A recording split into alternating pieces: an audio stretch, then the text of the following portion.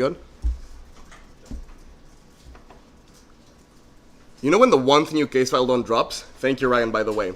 The Sudanese National Military has been committing indiscriminate genocide in Darfur region for almost a decade. In 2018, after the Sudanese revolution that took out Omar al-Bashir, they ousted him in a conflict.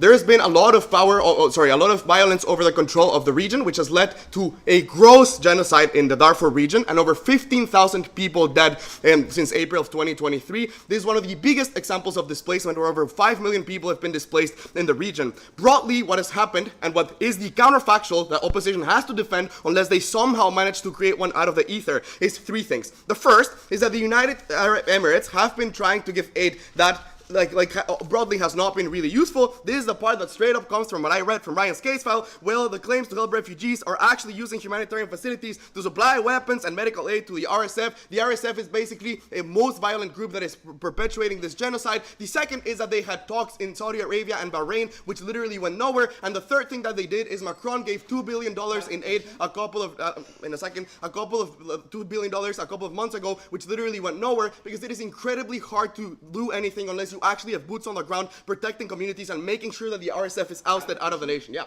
Are you intervening in favor of the SAF against the RSF, and who is doing the intervention? Yeah, if you wait fucking 20 seconds, I can finish explaining the framing. So